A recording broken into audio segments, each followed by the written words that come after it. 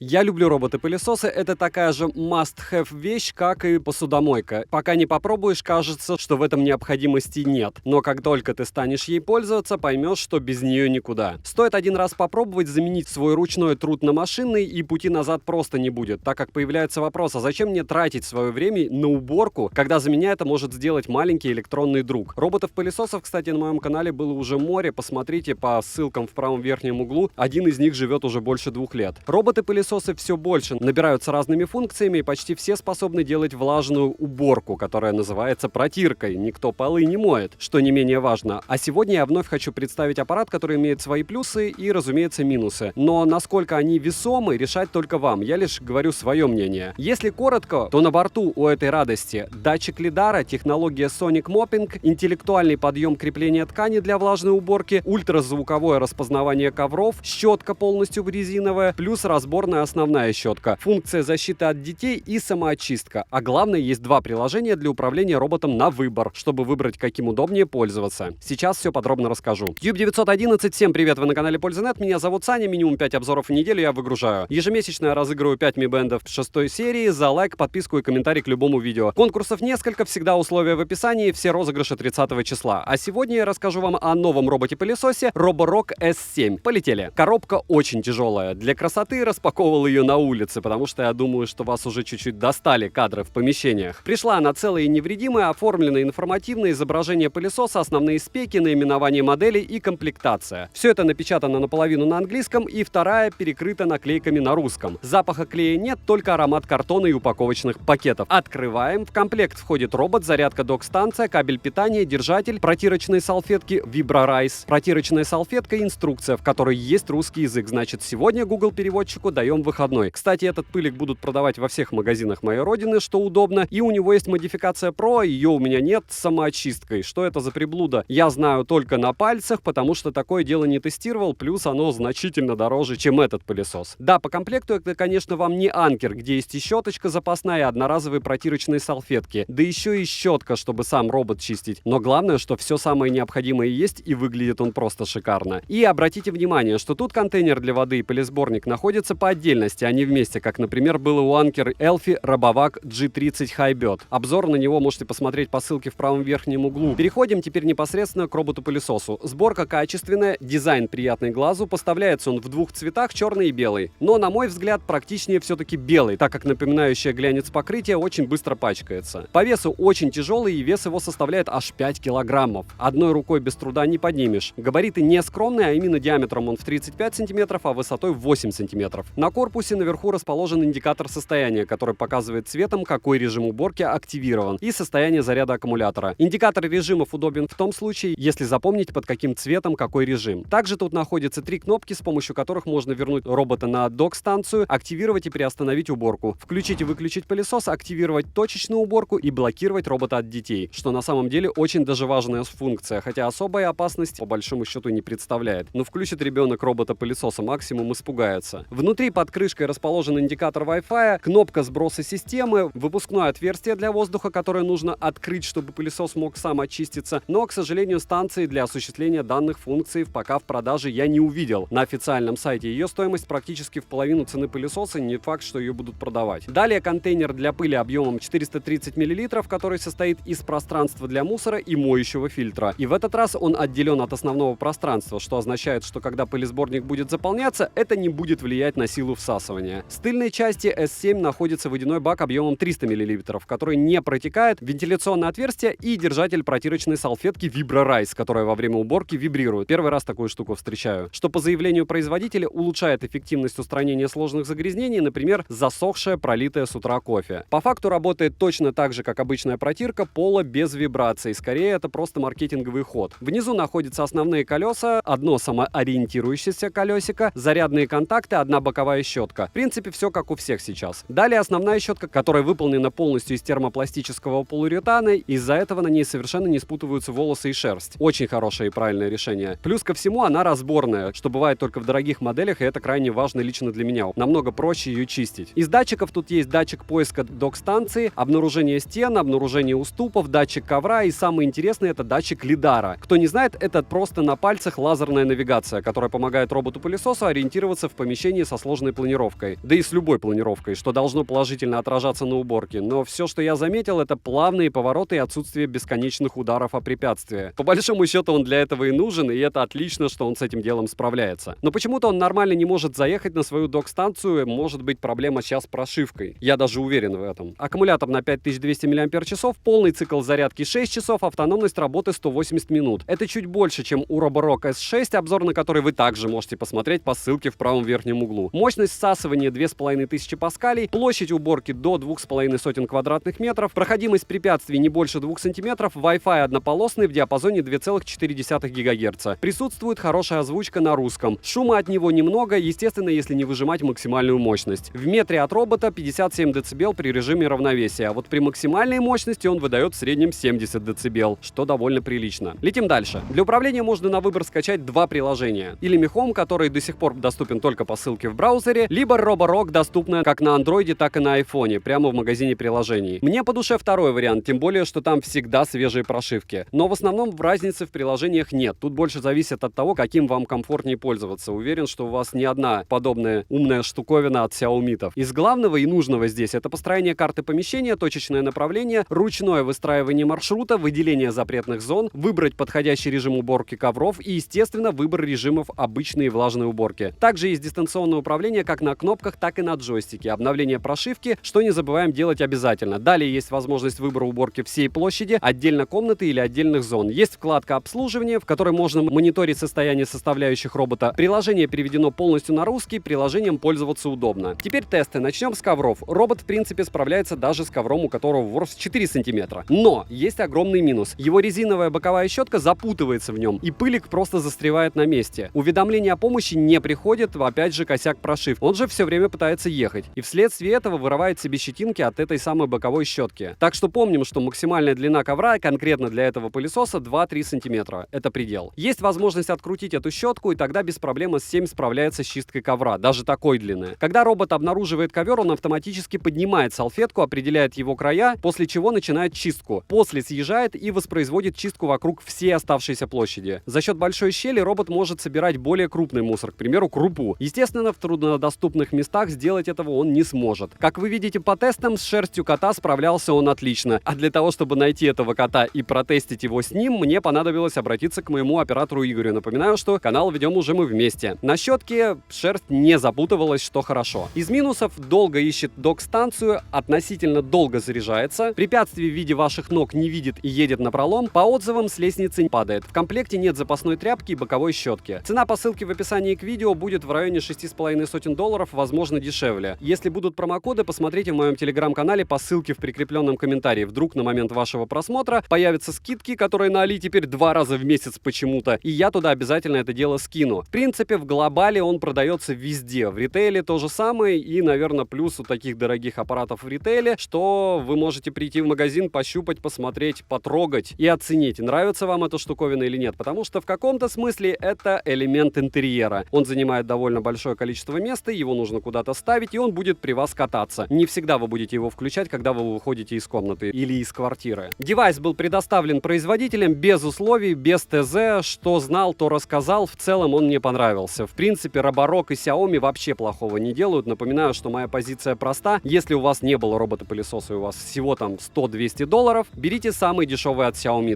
Если есть деньги, на такие аппараты стоит обращать внимание, потому что они топ. То есть лучшего пока никто в принципе не придумал. Резюмирую, пылесос хороший, цена стандартно для этого бренда кусается. Функционал свой отрабатывает он на 100%. Да, есть минусы, которые я уже перечислил, но все-таки аппарат однозначно хороший. Пишите, интересна ли вам тема роботов-пылесосов, возможно, как-то по-другому их тестировать, если вам будет это интересно. Считаете ли вы цену на Roborock оправданной? И обязательно в комментариях напишите, что мне еще стоит купить на обзор. Подписывайтесь на канал, ставьте лайк за труды, не забывайте подписываться в телеграм-канал взаимопомощи. Девайсу да, добра и удачи вам, дорогие друзья.